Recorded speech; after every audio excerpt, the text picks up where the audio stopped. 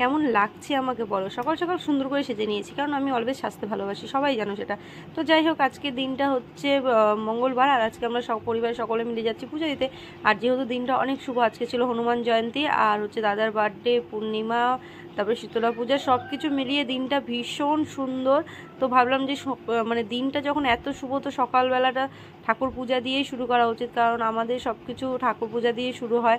তো যাই হোক, সবাই মিলে পরিবারের সবাই মিলে একসাথে বেরিয়ে গেলাম হচ্ছে পূজা দিতে। পরিবার সবাই বলতে মামাম ছিল না, মামাম ছিল স্কুলে। তো এই দেখো, দাদাকে সবাই রাস্তায় বার্থডে উইশ করা শুরু করেছে, বাড়ির থেকে তো করছে, আবার রাস্তায়ও বলছে। তো যাই হোক, সবাই মিলে চলে গেলাম এখন মন্দিরের উদ্দেশ্যে। আর আমরা একটু হাসাহাসি করতে করতে যাচ্ছিলাম, কারণ আমি, দিদিভাই আর আমার হাজব্যান্ড একই বাইকে যাচ্ছিলাম আমরা। তো মানে ওই জন্য একটু হাসাহাসি করতে করতে চলে গেলাম। দেন আমরা এখন চলে যাব হচ্ছে বাজার থেকে প্রসাদ নিব। তারপরে আর ওই যে বললাম শীতলা পূজা হচ্ছে, তো শীতলা মন্দিরে আগে মায়ের কাছে প্রসাদ দিয়ে তারপরে বজরংবলী মন্দিরে যাব, কারণ বজরংবলীর মন্দিরে আজকে যেহেতু হনুমান জয়ন্তী, তো ভীষণ ভিড় হবে হয়তো। আর আমি আজকে ফার্স্ট টাইম মানে হনুমান জয়ন্তীর সময় পূজা দিতে যাচ্ছি বজরংবলী। এমনি তো যাই, কিন্তু মানে হনুমান জয়ন্তীর সময় কোনোবারই যাওয়া হয়নি, তো এইবার ফার্স্ট টাইম যাচ্ছি। তো জানি না কত ভিড়ের মধ্যে পড়তে হবে, তার জন্য ভাবলাম যে আগে মায়ের মন্দিরে প্রসাদটা দিয়ে তারপরে যাই। তো মায়ের মন্দিরে হয়তো তাড়াতাড়ি পুজো শুরু হবে। আর এই দেখো, এখন আমরা চলে গেছি হচ্ছে গেট বাজার থেকে প্রসাদ নিয়ে নিচ্ছি, লাড্ডু আর সন্দেশ। এই যে এখানে মা দাদা সবাই দাঁড়িয়ে আছে। আর এই যে ভেতরে মায়ের মূর্তিটা ভীষণ সুন্দর করে সাজিয়েছে, আর দেখো কত সুন্দর লাগছে, ভেতরে মন্দিরটাও খুব সুন্দরভাবে সাজিয়েছে। আগের দিন থেকেই পুজো শুরু হয়ে গেছে, মানে জল ভরা আরও যে রিচুয়ালগুলো আছে ওগুলো সব আগের থেকে শুরু হয়ে গেছে। তো আমরা এখানে ভোগটা দিয়ে তারপরে আমরা যাব হচ্ছে বজরংবলী মন্দিরে।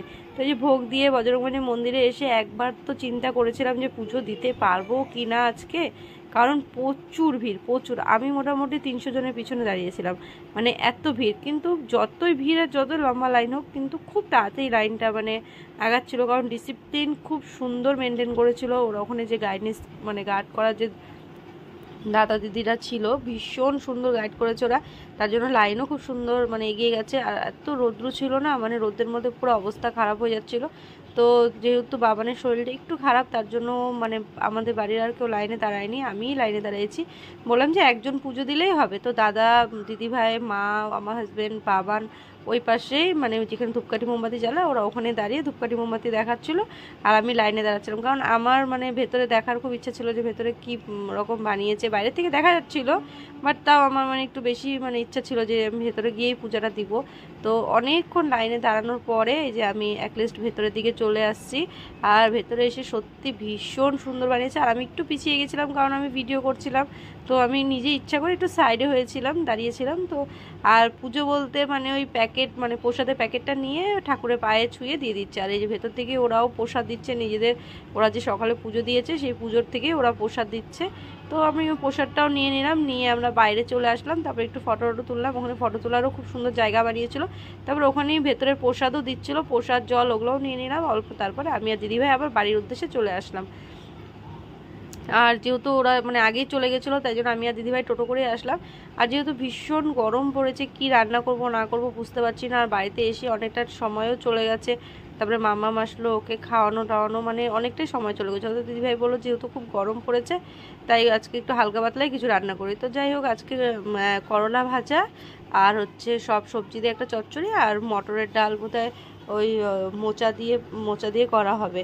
তো যাই হোক, প্রথমে এগুলোই করে নাও। এই যে দেখো, মন্দির থেকে প্রসাদ নিয়ে আসা হচ্ছে, সবার বাড়িতে দিয়ে এসে এটুকু বেঁচেছে, ওটাই সাইড করে রাখলাম। তবে রান্নাঘরটা একটু পরিষ্কার করে গুছিয়ে নিলাম, যেহেতু সকালে তাড়াহুড়া করে চলে যাওয়া হয়েছে না।